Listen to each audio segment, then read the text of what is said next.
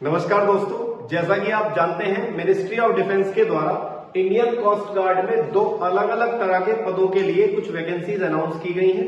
Vacancies का जो number है वो काफी कम है, लेकिन ये भी पक्की बात है जो इस वैकेंसी के लिए एलिजिबिलिटी रखते हैं या जो इस वैकेंसी की तैयारी कर रहे हैं उनके लिए एक वैकेंसी भी काफी है। तो मैं इस वैकेंसी से रिलेटेड जो जो इन्फॉर्मेशन आपके एग्जाम के लिए काम आने वाली है, फॉर्म भरने से लेकर के बाकी प्रोसीजर तक, वो मैं सब आपको इस वीडियो में देने वाला हूं। तो जैसा कि आप जानते हैं जो वैकेंसी है वो आपकी मिनिस्ट्री ऑफ डिफेंस के अंतर्गत निकलेगी, नंबर एक बात। नंबर दूसरी बात, यहाँ से आपके जो पद है वो दो तरह के इसमें आपको देखने के लिए मिलेंगे। एक तो नाविक हमारे पास जनरल ड्यूटी यानी कि जीडी वाले, और दूसरा हमारे पास है नाविक डोमेस्टिक ब्रांच वाले। तो इससे रिलेटेड कुछ और इन्फॉर्मेशन आपके सामने दूं।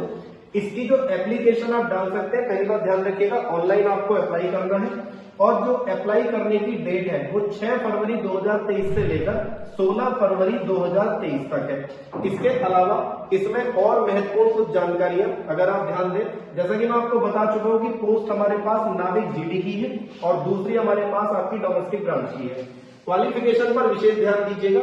यदि मैं क्वालिफिकेशन की बात करूं तो जीडी वालों के लिए 10+2 आप पास होने चाहिए, और उसमें भी आपके कंपलसरी सब्जेक्ट है मैथ्स और फिजिक्स। लेकिन आप डोमेस्टिक ब्रांच यानी कि डीबी के लिए केवल 10 पास होंगे तो भी आप फॉर्म भर सकते हैं। इसके अलावा यदि मैं यहाँ पर एज की बात करूं तो एज आपकी मिनिमम 18 साल और मैक्सिमम 22 साल होनी चाहिए दोनों ही पदों के लिए। लेकिन इसमें एक और बात ध्यान रखिएगा, यहाँ पर अगर किसी को अपनी एज निकालने में भी कोई डाउट है तो आप इस तरह की किसी भी समस्या से परेशान ना हो।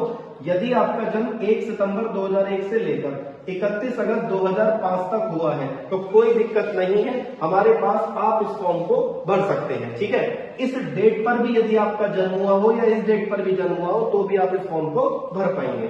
इसके अलावा जैसा कि आप जानते हैं आपके पास एससी और एसटी वालों के लिए 5 साल की छूट है एज में, और ओबीसी जो नॉन क्रीमी वाले कैंडिडेट होंगे उनके लिए हमारे पास 3 साल की छूट है। इसके अलावा यदि मैं इस वाली वैकेंसी में पदों की बात करूं तो ध्यान दीजिएगा, जो जनरल ड्यूटी वाले हैं वो टोटल है आपके पास 225 पद। यहाँ पर आपकी जो है कैटेगरी वाइज आपकी जो है अलग अलग पद दिए गए हैं, और जो आपके डोमेस्टिक ब्रांच वाले पद है वो टोटल हमारे पास 30 पद है। तो टोटल वैकेंसी हमारे पास जो है वो है 255। इसके अलावा इस वैकेंसी में कुछ और भी बातें हैं जो आपको ध्यान देनी है। बाकी अगर इसमें आप सारा नोटिफिकेशन पढ़ना चाहते हैं तो इसको टेलीग्राम पर डलवा दिया जाएगा, आप वहां जाकर के टेलीग्राम पर इसको पूरी तरह से एक्सेस कर सकते हैं। इसके अलावा अगर मैं रिटन एग्जाम की बात करूं तो ध्यान से सुनिएगा, रिटन एग्जाम 2 फेज में होगा। एक होगा नाविक डीबी वालों के लिए और एक नाविक जीडी वालों के लिए। लेकिन सेक्शन फर्स्ट में ध्यान से सुनिएगा, जो डोमेस्टिक ब्रांच वाले हमारे पास होंगे उनके लिए केवल सेक्शन फर्स्ट का एग्जाम होगा, जबकि नाविक जीडी वालों के लिए 2 सेक्शन में एग्जाम होगा, फर्स्ट और सेकंड। तो पहला सेक्शन केवल डीबी वालों के लिए है, जबकि पहला और दूसरा सेक्शन दोनों हमारे जीडी वालों के लिए होंगे। ठीक है, एक तो ये बात याद रखिएगा।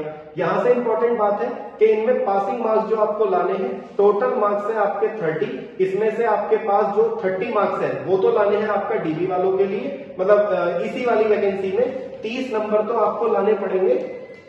ध्यान से देखिएगा, 30 नंबर लाने पड़ेंगे आपके जो युवा यानी कि अंडर रिजर्व यानी कि आपके हमारे अनरिजर्व जो जनरल कैटेगरी वाले लोग हैं, और ईडब्ल्यूएस और ओबीसी वालों को, और एससी और एसटी वालों के लिए टोटल आपके 27 नंबर। और यहाँ पे अगर आप सेक्शन सेकंड की बात करेंगे तो इसमें हमारे पास 30 और 20 50 यानी कि ये हमारे पास हो गए इन तीनों कैटेगरी के लिए, और 27 + 17 44 नंबर आपके इन दोनों कैटेगरी के लिए।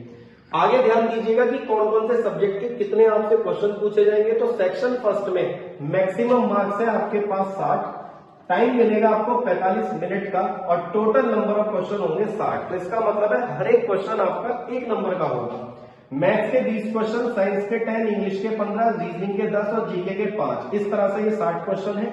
और यहाँ पर जैसा कि मैं आपको बता चुका हूं, इन तीनों कैटेगरीज के कैंडिडेट के लिए 30 नंबर कम से कम लाने होंगे, और एससी और एसटी वालों को 27 कम से कम नंबर लाने होंगे। ठीक है, और देखो सेक्शन सेकंड वाला, जो सेक्शन फर्स्ट है वो जीडी और डीबी दोनों वालों के लिए कंपलसरी है, जबकि सेक्शन सेकंड जो होगा वो केवल जीडी वालों के लिए कंपलसरी होगा। और इसमें आपके मैक्सिमम मार्क्स है 50, मिनट दिए जाएंगे आपको यहां से 30, और टोटल नंबर ऑफ क्वेश्चन है 50। अब इसमें जो सब्जेक्ट है, जो सिलेबस है, वो मैथ्स और फिजिक्स दोनों के 25-25 क्वेश्चन है और इन तीनों कैटेगरी के कैंडिडेट्स को या स्टूडेंट को 20 नंबर कम से कम लाने हैं और एससी और एसटी वालों को कम से कम 17 नंबर लाने हैं। और इसमें ऑब्वियस बात है, जो स्टैंडर्ड आपका जो यहाँ पर कंसीडर किया जाएगा वो 12th को ध्यान में रखकर किया जाएगा। इसके अलावा एक और बात ध्यान रखिएगा, जो एग्जाम होगा उससे पहले जो आपके क्वालिफिकेशनल एलिजिबिलिटी वाले जो सर्टिफिकेट्स हैं उनको चेक किया जाएगा। आप ऐसा नहीं कर सकते हैं कि आप 10th की एलिजिबिलिटी रखते हुए आप 12th वाला यानी कि जीडी वाला पेपर देंगे, तो ऐसा संभव नहीं हो पाएगा। इसके अलावा यहां से कुछ और आप बातें अगर ध्यान से देखना चाहें तो इसको पूरी तरह से आपको जो भी इसमें आपकी डिटेल दी गई है, इन सबको आप चाहें तो हमारे टेलीग्राम पर जाकर आप इस पूरे पीडीएफ को इसको डाउनलोड करके आप सारी चीजों को यहां से एक्सेस कर सकते हैं। अगर आपका फिर भी कोई सवाल बचता है तो आप कमेंट बॉक्स में पूछ सकते हैं। इस तरह की और वीडियोस के लिए फॉलो करना ना भूलें। Thank you so much.